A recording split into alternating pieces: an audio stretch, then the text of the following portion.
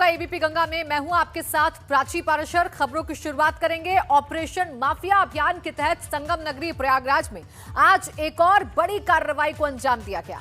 सरकारी अमले ने आज माफिया घोषित किए गए पूर्व बाहुबली सांसद अतीक अहमद के कब्जे से तकरीबन 4000 वर्ग मीटर की जमीन खाली कराई। ये जमीन नजूल यानी सरकारी थी। अतीक अहमद ने जमीन पर अपने घोड़ों के लिए अस्थायी तौर पर अस्तबल बनवाकर रखा था।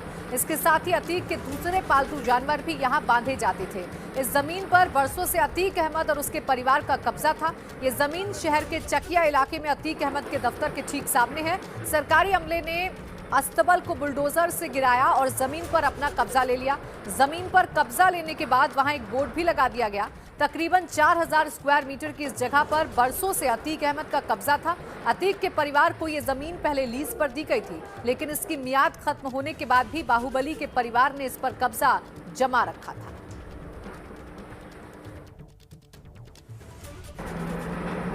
आज ये जो कार्रवाई हो रही है यह नजूल भूमि पर अवैध कब्जा है और इसमें जो लेसी है उनका पट्टे की अवधि समाप्त हो गई है और लीज एक्सपायर हो गई है और इस पर अतीक अहमद माफिया डॉन अतीक अहमद का कब्जा है और इसका क्षेत्रफल लगभग 4000 स्क्वायर मीटर के लगभग है, जिसको आज खाली कराया जा रहा है। और सरकार ने इसको ईवीएम चुनाव के लिए जो ईवीएम वोटिंग मशीन होती है उसके भंडारण के लिए, उसके रखे जाने के लिए गोडाउन के रूप में इसको सरकार ने दे दिया है। तो देखिए तस्वीरें हम आपको दिखा रहे हैं। उत्तर प्रदेश में लगातार माफिया राज पर प्रशासन का बुलडोजर चल रहा है और जितने भी अवैध निर्माण उत्तर प्रदेश में माफिया के जरिए हुए हैं उन तमाम अवैध निर्माणों को ध्वस्त किया जा रहा है। लगातार अतीक अहमद के तमाम अवैध निर्माणों को तोड़ा जा रहा है, ध्वस्त किया जा रहा है और उन पर सरकारी कब्जा वापस से किया जा रहा है। अब ये जो तस्वीरें आप देख रहे हैं ये प्राधिकरण ने अवैध कब्जा जो कि अतीक अहमद के परिवार की तरफ से किया गया था उसे धराशायी किया है। प्रदेश में योगी सरकार का बुलडोजर भूमाफिया पर कहर बनकर टूट रहा है।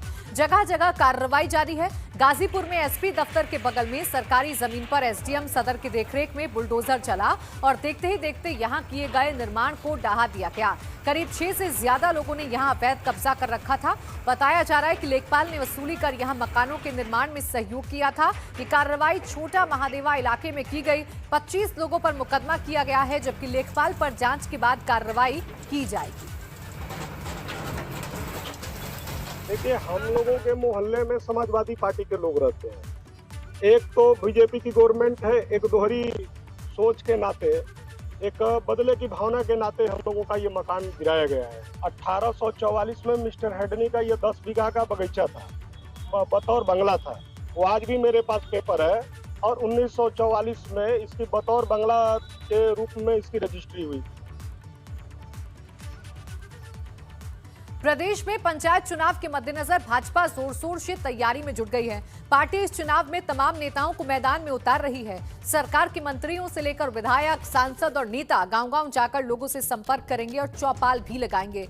ये ग्राम संपर्क अभियान 11 मार्च से लेकर 17 मार्च तक चलेगा। इस दौरान सभी नेता लोगों के बीच केंद्र और प्रदेश सरकार की उपलब्धियों को गिनाएंगे, जिससे भाजपा के पक्ष में माहौल बनाया जा सके।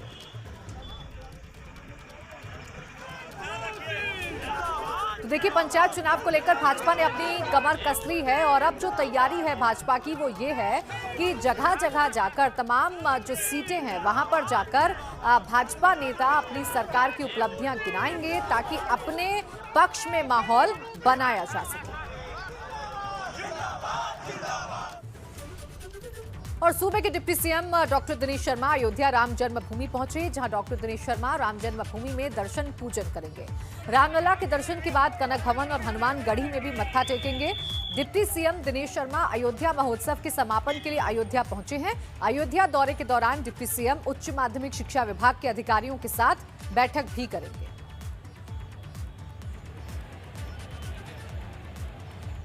भविष्य में मैं शिक्षा मंत्री के नाते मैं तो भगवान से यही प्रार्थना करने आया हूँ कि भगवान यहाँ जल्दी श्री राम विश्वविद्यालय की स्थापना भी हो।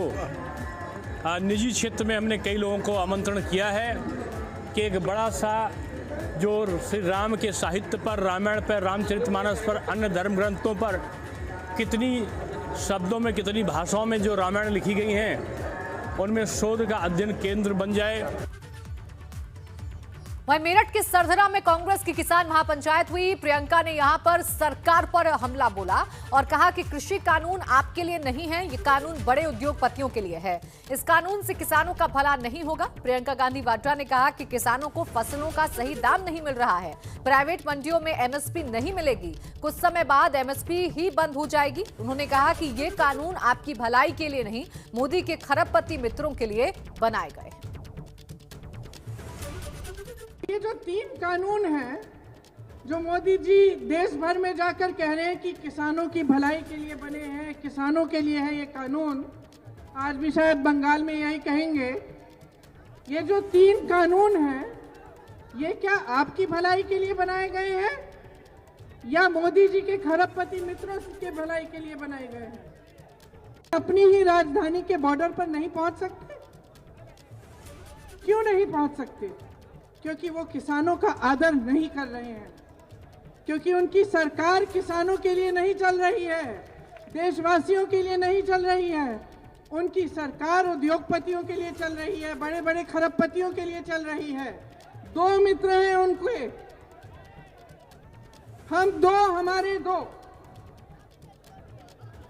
2 मित्र हैं और 2 लोग सरकार चला रहे हैं। उधर मेरठ के कैली गांव में किसान महापंचायत में कांग्रेस महासचिव प्रियंका का एक अलग ही रूप देखने को मिला। प्रियंका जब मेरठ पहुंची तो महापंचायत स्थल जाने के लिए उन्होंने इनोवा गाड़ी का सहारा नहीं लिया, बल्कि वो महापंचायत में ट्रैक्टर से पहुंची।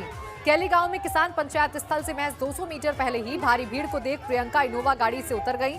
उसके बाद वो एक महिला कार्यकर्ता और सुरक्षा कर्मियों के साथ ट्रैक्टर पर सवार हो गई। ट्रैक्टर को कांग्रेसी नेता चला रहे।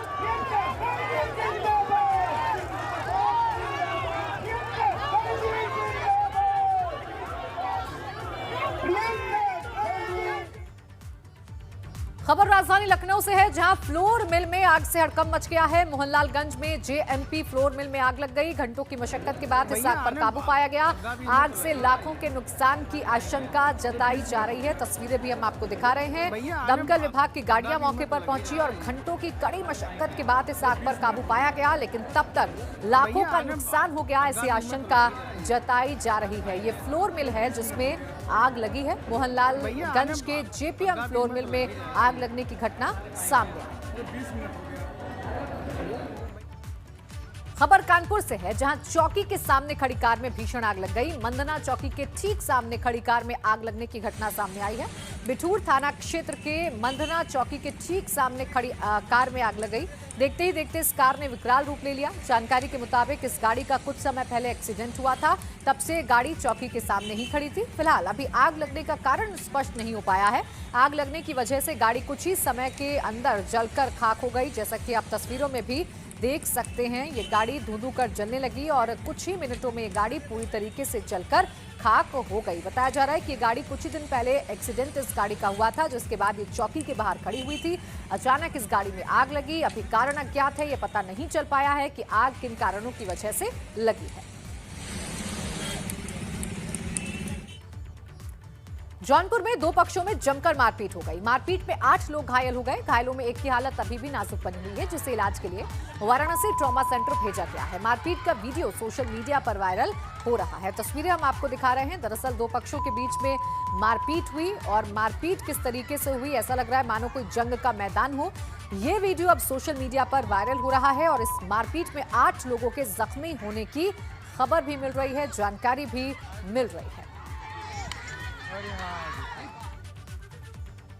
महादेव की नगरी काशी में भगवान की मूर्ति को भी चोरों ने नहीं बख्शा। चोरों ने साईं बाबा मंदिर से चांदी का छत्र चोरी कर लिया। वहीं चोरी की वारदात सीसीटीवी में कैद हो गई। वहीं वाराणसी के चोलापुर में चोरों ने एक ही रात में आधा दर्जन घरों में चोरी की वारदात को अंजाम दे डाला। चोलापुर थाना क्षेत्र में चोरों ने चोरी की लगातार वारदातों से तांडव मचा रखा है।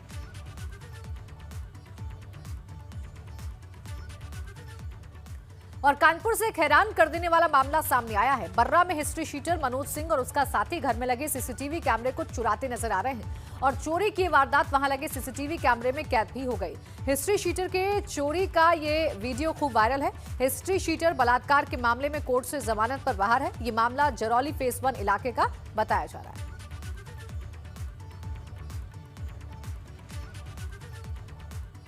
और वाराणसी के नदेसर इलाके में चाय विक्रेता अशोक गुप्ता को गोली मारने की घटना से पुलिस महकमे में हड़कंप मच गया है। आनन फानन में अशोक को अस्पताल ले जाया गया, जहां अशोक की हालत गंभीर बनी हुई है। पुलिस के मुताबिक असलहे से निकली गोली चाय विक्रेता अशोक के कंधे में लगी है। बताया जा रहा है कि गोली आपसी रंजिश में चली है, लेकिन घटना से क्षेत्र में दहशत का माहौल है। पुलिस आरोपियों की तलाश में जुट गई है और ताबड़तोड़ छापेमारी कर रही है। ये नदेसर में सरस्वती पूजा पंडाल के पास वाली गली के पास एक चाय की दुकान पर एक व्यक्ति जिसकी दुकान थी अशोक गुप्ता, उसको दो लोगों ने गोली मारी है जो कंधे पे लगी है। इनकी हालत स्थिर है, डॉक्टर से बात हो गई है, इनको उपचार कराया जा रहा है। जिन दो लोगों ने इनको गोली मारी वो इनके परिचित निकल करके आए हैं। इन्होंने उनका नाम भी बता दिया है और जो उसके पीछे का कारण है वो हम लोग अभी पता कर रहे हैं। ये दो लोग जिनके साथ इनका पहले का भी परिचय था, उठना बैठना था, ये बता रहे हैं कि हम इनको पहले से जानते हैं और उनको हम लोगों ने टीमें लगा करके उनकी गिरफ्तारी का प्रयास कर रहे हैं। सपा के पूर्व विधायक बृजलाल सोनकर पर एफआईआर दर्ज की गई है। मारपीट के मामले में संधारी थाने में सपा के पूर्व विधायक और उनके साथियों पर केस दर्ज कराया गया था। बृजलाल सोनकर आजमगढ़ की मेहनगर सीट से सपा के विधायक रहे हैं। नरौली मोहल्ले के रहने वाले संजय गुप्ता ने मुकदमा दर्ज कराया था। ये संज्ञान में आया था कि एक जमीन जो कि विवादित थी उस पर कुछ कब्जा करने के लिए लोग वहाँ गए थे और पुलिस समय से पहुँच गई थी। इनके ऊपर वहाँ की तहरीर पर मुकदमा पंजीकृत किया गया है मारपीट करने का और डराने धमकाने, इससे संबंधित धाराओं मुकदमा पंजीकृत किया गया है और उसमें कार्रवाई की जा रही है। आजमगढ़ में पुलिस को बड़ी सफलता हाथ लगी है। पुलिस ने इंटर स्टेट लुटेरों के गिरोह का खुलासा किया है। पुलिस ने लुटेरों के पास से अवैध तमंचा, स्विफ्ट डिजायर कार, बोलेरो और पिकअप भी बरामद की है। पुलिस ने इस गिरोह के 4 लोगों को गिरफ्तार कर लिया है, जबकि 4 फिलहाल फरार हैं, जिनकी तलाश जारी है। 26/27 की रात्रि में मुर्गे से भरी हुई पिकअप लूट ली गई थी और ये इस संबंध में थाना कोतवाली पर अभियोग पंजीकृत हुआ था। आज इसका अनावरण हुआ है और 4 अभियुक्त पुलिस मुठभेड़ में पकड़े गए हैं। इसमें जो पिकअप लूटी थी वो बरामद हुई है। जिस 2 गाड़ियों से बोलेरो और स्विफ्ट डिजायर जिनसे लूट की गई थी वो बरामद हुई है। और कानपुर में पुलिस और डॉक्टर्स की बड़ी लापरवाही सामने आई है। यहां अस्थायी जेल भेजे गए रेप के आरोपी की मौत हो गई, जिसके बाद मृतक के गांव में पुलिस की तैनाती हो गई है। मामला सचेंडी थाना क्षेत्र के गांव का है। दरअसल आरोपी सुबोध वाजपेयी ने बीए सेकेंड ईयर की छात्रा के साथ रेप किया था। इसकी जानकारी मिलने के बाद आरोपी की जमकर पिटाई हुई, जहां से उसे सीएचसी अस्पताल भेजा गया और फिर उसे चौबेपुर स्थित अस्थायी जेल भेज दिया गया था। पुलिस ने कही आज सुबह जेल में सुबोध की डेथ हो गई है। पंचायतनामा की कार्रवाई की गई है। पोस्टमार्टम के लिए डेड बॉडी को भेजा गया है। मृत्यु के सही कारण का पता पोस्टमार्टम के बाद पता चलेगा। इस संबंध में जो भी अग्रिम विधिक कार्रवाई है वो की जा रही है। आगरा में जमीन पर अवैध कब्जा करने का मामला गर्मा गया है। रामलीला कमेटी के सदस्यों और गांव वालों ने चेयरमैन के पति के खिलाफ मोर्चा खोल दिया है। लोगों ने तहरीर देकर अवैध कब्जा रुकवाने की बात कही, साथ ही इसके लिए जिम्मेदार लोगों के खिलाफ कार्रवाई की मांग की गई है। ये मामला पिनाहट क्षेत्र के चौगान वाली माता मंदिर परिसर का है। जिन लोगों ने बैनर कराया है, सारी जो सामने जमीन पड़ी है, इसमें 250-300 साल से पहले रामलीला होती थी। उसके बाद ये हमारी जो चौहान वाली माता है उनकी जगह है। यहाँ कुछ असामाजिक तत्व और पिनाहट चेयरमैन मिलके इस जमीन पर कब्जा करना चाहते हैं। बात जौनपुर की, जहां गैस पाइप में भीषण आग लग गई। पाइप बिछाने का काम यहां पर चल रहा था। सड़क के किनारे रखी गैस पाइप में अचानक से आग लग गई। कूड़े के ढेर में लगी आग ने पाइप को अपनी चपेट में ले लिया। तस्वीरें आपके सामने हैं। सड़क के किनारे रखी गैस पाइप में अचानक आग लग गई। दरअसल कूड़े के ढेर में पहले आग लगी और देखते ही देखते ये जो पाइप है इसमें भी आग लग गई। खबर अमेठी से, जहां पंचायत चुनाव को लेकर आबकारी विभाग ने बड़ी कार्रवाई की है। धौरली और सरैया कनु गांव में छापा मारा है। छापेमारी में 48 लीटर अवैध कच्ची शराब बरामद की गई है। मौके पर 6 कुंटल लहन को भी नष्ट किया गया है। आबकारी अधिनियम की धारा 60 के तहत 5 मुकदमे भी दर्ज कराए गए।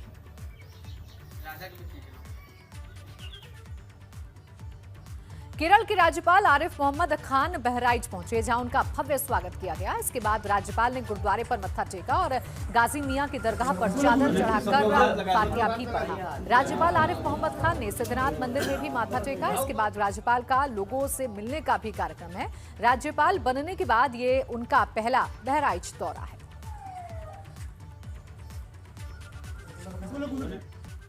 शनिवार को एक निजी स्कूल का उद्घाटन करने बॉलीवुड अभिनेता गोविंदा मुरादाबाद पहुंचे। इस दौरान उन्होंने मंच से यूपी वाले फिल्मी धुन पर डांस कर समा बांध दिया। वहीं गाने गाकर सबको मंत्रमुग्ध कर दिया। उनसे मिलने वालों की काफी भीड़ यहां देखने को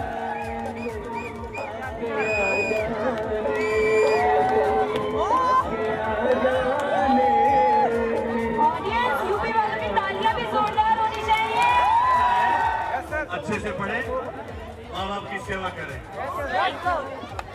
आप चाह रहे हैं कि पर्सन टू पर्सनालिटी हो जाए, गोविंद से गोविंदा हो जाए। और मथुरा वृंदावन के प्राचीन सप्त देवालय कुंभ बैठक की शोभा को बढ़ाने के लिए आज सुबह सप्त देवालयों की भव्य शोभा यात्रा निकाली गई। इसमें ठाकुर जी के श्री विग्रह नगर का भ्रमण किया। इसे लेकर बांके बिहारी की नगरी में उत्साह और उल्लास छाया हुआ था। शोभा यात्रा में साधु संत और भक्तों के ऊपर पैराग्लाइडिंग से पुष्प वर्षा हुई और स्थानीय और विदेशी श्रद्धालु अपने आराध्य की एक झलक पाने के लिए ललायत हो रहे थे। बैंड बाजे, ढोल नगाड़े और हरि कीर्तन के साथ नाचते हुए साधु संत और स्थानीय लोगों ने भव्य शोभा यात्रा निकाली। तस्वीरें आपको दिखा रहे हैं। शोभा यात्रा आज वृंदावन में निकली, जिसमें विदेशी श्रद्धालुओं की भीड़ भी उमड़ी। सप्त देवालयों की भव्य शोभा यात्रा आज गाजे बाजे के साथ वृंदावन में निकाली गई।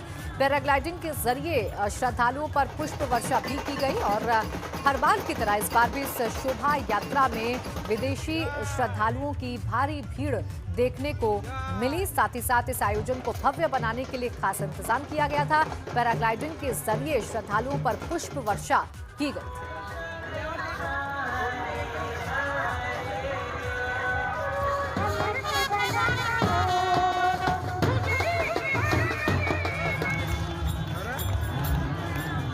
सप्त देवालयों की ये भव्य शोभा यात्रा गाजे बाजे के साथ निकाली गई। ढोल नगाड़ों की धुन पर श्रद्धालु झूमते हुए नजर आए और इसमें विदेशी श्रद्धालुओं की भी भारी संख्या नजर आई। इस आयोजन को भव्य बनाने के लिए आसमान से पुष्प वर्षा की गई। पैराग्लाइडिंग के जरिए श्रद्धालुओं पर फूल बरसाए गए।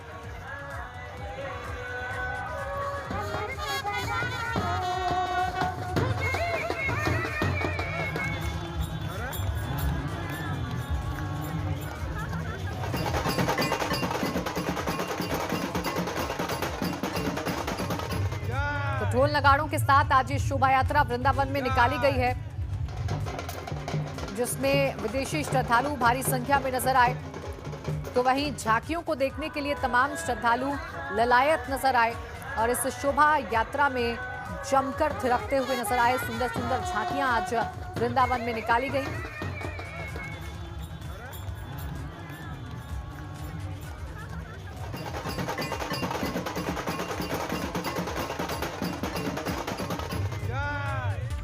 और इसी के साथ फिलहाल इस बुलेटिन में बस इतना ही। आप बने रहिए एबीपी गंगा के साथ।